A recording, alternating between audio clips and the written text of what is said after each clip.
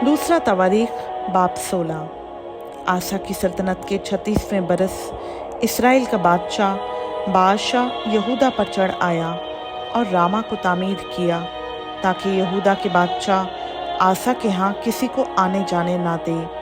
तब आसा ने खुदाम के घर और शाही महल के ख़जानों में से चांदी और सोना निकालकर अराम के बादशाह बिन हदद के पास जो दमिश्क में रहता था रवाना किया और कहला भेजा कि मेरे और तेरे दरमियान और मेरे बाप और तेरे बाप के दरमियान अहदो पैमान है।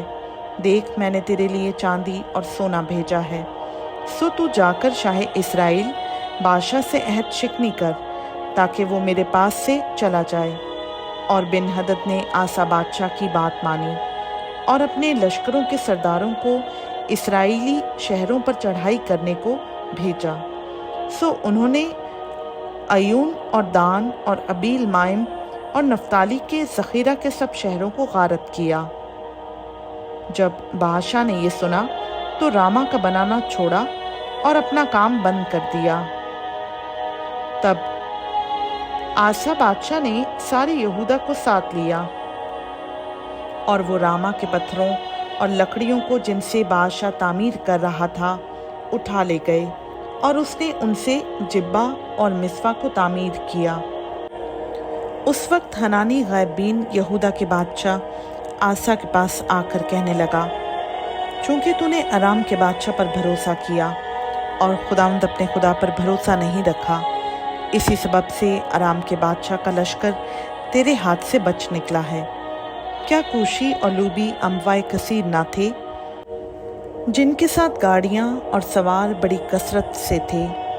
तो भी चूँकि तूने खुदावंद पर भरोसा रखा, उसने उनको तेरे हाथ में कर दिया, क्योंकि खुदावंद की आंखें सारी ज़मीन पर फिरती हैं ताकि वो उनको इमदाद में जिनका दिल उसकी तरफ कामिल है अपने तई कवी दिखाए। इस बात में तूने बेवकूफ़ी की, क्योंकि अब से तेरे लिए जंग ही जंग है। तब आसा ने उस गैबीन से खफा होकर उसे कैद खाना में डाल दिया, क्योंकि वो उस कलाम के सबब से नहायत गज़बनाक हुआ। और आसा ने उस वक्त लोगों में से बाज़ औरों पर भी जुल्म किया। और देखो, आसा के काम शुरू से आखिर तक यहूदा और इसराइल के बादशाहों की किताब में कलमबंद हैं। और आसा की सल्तनत के 39वें बरस उसके पाँव में एक रोग लगा और वो रोग बहुत बढ़ गया। तो भी अपनी बीमारी में वो खुदावंद का तालिब नहीं बल्कि तबीबों का ख्वाहां हुआ। और आसा अपने बाप दादा के साथ सो गया।